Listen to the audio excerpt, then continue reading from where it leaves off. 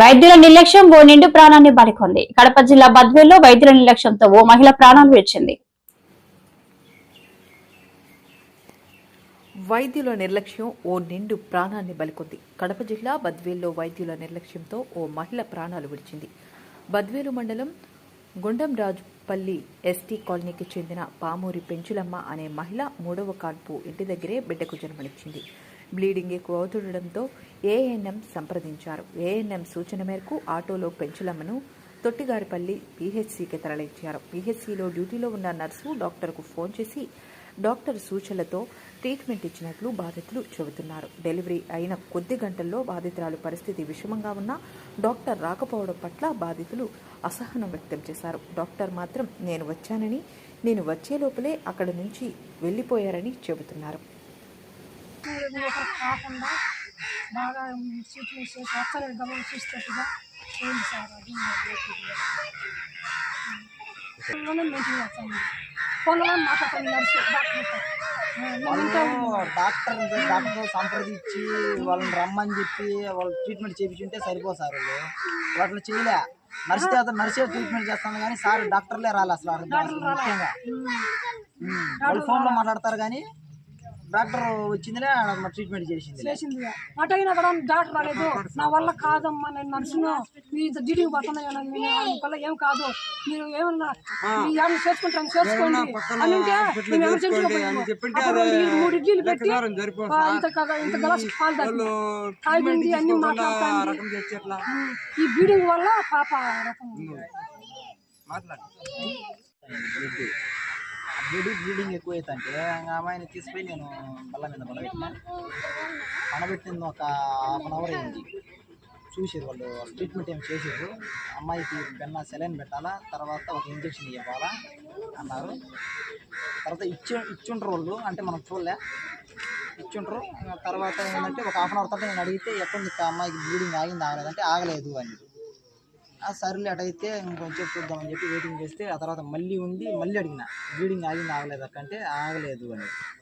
అటైతే ఎందుకు మాకమంటే మన దగ్గర ఒక మెడిసిన్ ఉండాలి, అది లేదు, బద్దలు పోయి తెచ్చుకోపోని అని. సరేలే అని చెప్పని అది రాసి ఇచ్చారు స్లిప్ మీద. అది తీసుకొని నేను సెంటర్కి వచ్చి ఫస్ట్ రాజేశ్వరి మెడికల్ స్టోర్లో అడిగితే అక్కడ లేదన్నారు వాళ్ళు.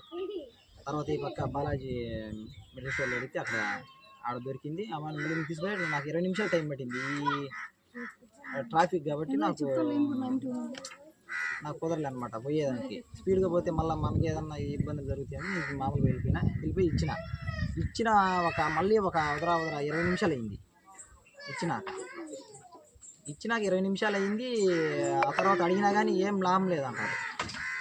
ఆ తర్వాత మాకు డౌట్ వచ్చింది. ఇంకా మాకు భయం వేసింది, బాగా భయం వేసి కుదరదు అని మీ వల్ల అవుతుందా కాదని మేము అడిగితే ఇంకా అప్పుడు మేము అడిగితేనే వాళ్ళు చెప్పారు. లేదు వాళ్ళు ముందే కానీ చెప్పినట్టే కనుక మేము ఫస్ట్ స్టార్టింగ్లో చెప్పినట్టే కానీ మేము ఎక్కడికైనా తీసుకుపోయి చూపించుకునే వాళ్ళం. వాళ్ళు అటు చెప్పలే, మేము అడిగితేనే చెప్పారు వాళ్ళు.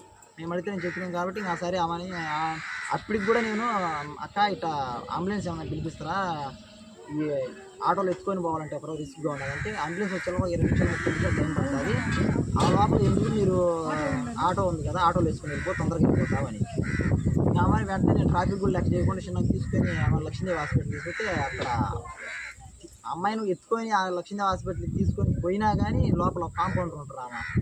ఆమె మేడం లేదు పూజకి పోయినది అని. మళ్ళీ ఆడించి వచ్చి మా వాళ్ళతో నేను సంప్రదించే లోపల మా బామ్మ అది దివ్య హాస్పిటల్ తీసుకుండు.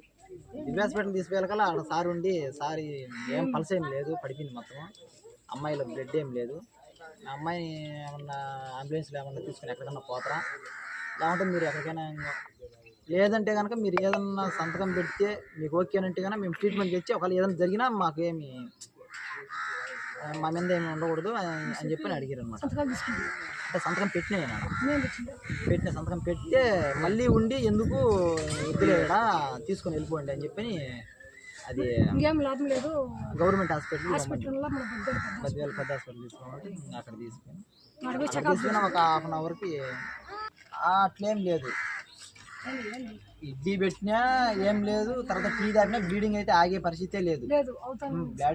బ్లీడింగ్ ఆగి ఉంటే మనం అంత దూరం పోవాల్సిన అవసరం ఏముంది, అక్కడ ట్రీట్మెంట్ చేసుకొని వచ్చేది. మనకు ప్రతి చిన్నదానికి ఇంజక్షన్లకు వాటికి వీటికి పలికేది వాళ్ళే కదా, వాళ్ళు ఫస్ట్ నుంచి ఆడికే పోతాను కాబట్టి ఇంకా వాళ్ళ కాడికే మనం అన్ని వాళ్ళే సంప్రదిస్తారు కాబట్టి డైరెక్ట్ ఆడికే తీసుకొని పోయినా నేను నిర్లక్ష్యమే సార్. వాళ్ళు కానీ ముందే కానీ మన నుంచి కాదు మేము అప్పుడే ఎంసెట్టుకున్నాం. మేము ఆ మూమెంట్లో అమ్మాయికి కొంచెం సృహ ఉంది, ఇబ్బంది ఎక్కడైనా బతికి వాళ్ళు చాలా లేట్ చేసినాక చెప్పిరు. అప్పుడు అది మేము అడిగితే చెప్పిరు. నేను అడిగిన మేడం మీకేమన్నా ఏమన్నా ఆపగలలేరా లేకపోతే మేము అనగలేదు అట్లయితే వేసుకోపోండి హాస్పిటల్ వేసుకోపోండి అనే ప్రైవేట్ వేసుకోమన్నాక అమ్మాయి ఎత్తింది సార్. ఎత్తాకనే పిల్ల ఒక నిలుపుకుంటా చేస్తాను ఏమని అడిగితే కడుపులో యాతనం పుడుతుంది నా కడుపులో యాతనము కాలు చేసి ఇలా పిక్కుతాం అమ్మ అని నన్ను